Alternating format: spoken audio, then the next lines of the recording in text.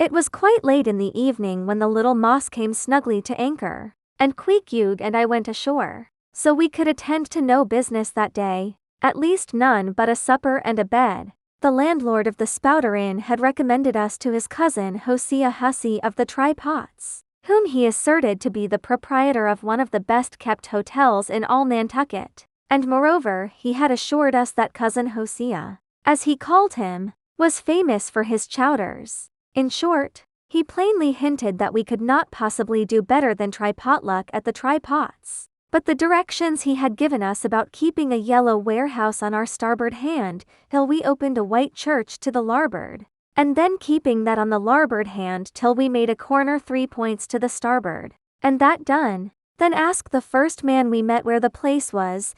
These crooked directions of his very much puzzled us at first, especially as, at the outset, Queequeg insisted that the yellow warehouse, our first point of departure, must be left on the larboard hand, whereas I had understood Peter Coffin to say it was on the starboard. However, by dint of beating about a little in the dark, and now and then knocking up a peaceable inhabitant to inquire the way, we at last came to something which there was no mistaking: 2 enormous wooden pots painted black, and suspended by asses' ears, swung from the cross trees of an old topmast, planted in front of an old doorway. The horns of the cross trees were sawed off on the other side, so that this old topmast looked not a little like a gallows. Perhaps I was oversensitive to such impressions at the time, but I could not help staring at this gallows with a vague misgiving. A sort of crick was in my neck as I gazed up to the 2 remaining horns. Yes, 2 of them, one for Queequeg, and one for me. It's ominous, thinks I. A coffin my innkeeper upon landing in my first whaling port, tombstones staring at me in the whaleman's chapel, and here a gallows, and a pair of prodigious black pots too. Are these last throwing out oblique hints touching Tophet? I was called from these reflections by the sight of a freckled woman with yellow hair and a yellow gown, standing in the porch of the inn, under a dull red lamp swinging there, that looked much like an injured eye, and carrying on a brisk scolding with a man in a purple woolen shirt. "Get along with ye," said she to the man, "or I'll be combing ye. Come on, Queequeg," said I. "All right, there's Mrs. Hussey." And so it turned out, Mr. Hosea Hussey being from home, but leaving Mrs. Hussey entirely competent to attend to all his affairs. Upon making known our desires for a supper and a bed, Mrs. Hussey,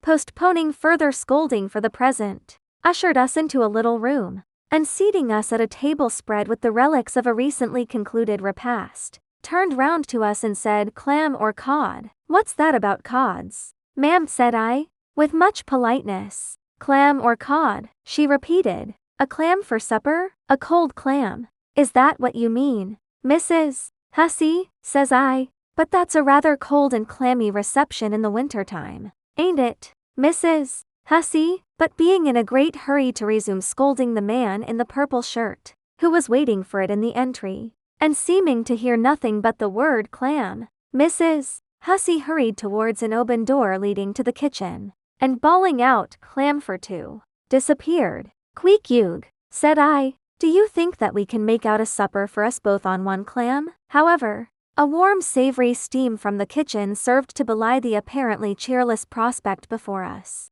But when that smoking chowder came in, the mystery was delightfully explained. Oh, sweet friends, hearken to me. It was made of small juicy clams, scarcely bigger than hazelnuts, mixed with pounded ship biscuit, and salted pork cut up into little flakes, the whole enriched with butter, and plentifully seasoned with pepper and salt, our appetites being sharpened by the frosty voyage, and in particular, Queequeg seeing his favorite fishing food before him, and the chowder being surpassingly excellent. We dispatched it with great expedition, when leaning back a moment and bethinking me of Mrs. Hussey's clam and cod announcement, I thought I would try a little experiment. Stepping to the kitchen door, I uttered the word cod with great emphasis, and resumed my seat. In a few moments the savory steam came forth again, but with a different flavor, and in good time a fine cod chowder was placed before us. We resumed business, and while plying our spoons in the bowl, thinks I to myself, I wonder now if this here has any effect on the head. What's that stultifying saying about chowder-headed people? But look. Queek Yug. Ain't that a live eel in your bowl? Where's your harpoon? Fishiest of all fishy places was the try-pots, which well deserved its name. For the pots there were always boiling chowders. Chowder for breakfast, and chowder for dinner, and chowder for supper, till you began to look for fish bones coming through your clothes. The area before the house was paved with clam shells. Mrs. Hussey wore a polished necklace of codfish vertebra, and Hosea Hussey had his account books bound in superior old sharkskin. There was a fishy flavor to the milk, too, which I could not at all account for, till one morning happening to take a stroll along the beach among some fishermen's boats, I saw Hosea's brindled cow feeding on fish remnants, and marching along the sand with each foot in a cod's decapitated head, looking very slipshod. I assure ye, supper concluded, we received a lamp, and directions from Mrs. Hussey concerning the nearest way to bed, but, as Queek Yug was about to precede me up the stairs, the lady reached forth her arm, and demanded his harpoon. She allowed no harpoon in her chambers. Why not? Said I. Every true whaleman sleeps with his harpoon, but why not? Because it's dangerous, says she. Ever since young Stig's coming from that unfortunate voyage of his, when he was gone for years and a half, with only 3 barrels of ile, was found dead in my first floor back, with his harpoon in his side. Ever since then I allow no boarders to take such dangerous weapons in their rooms at night. So, Mr. Queek Yug, for she had learned his name, I will just take this here iron, and keep it for you till morning. But the chowder, clam or cod tomorrow for breakfast. Men, both, says I, and let's have a couple of smoked herring by way of variety.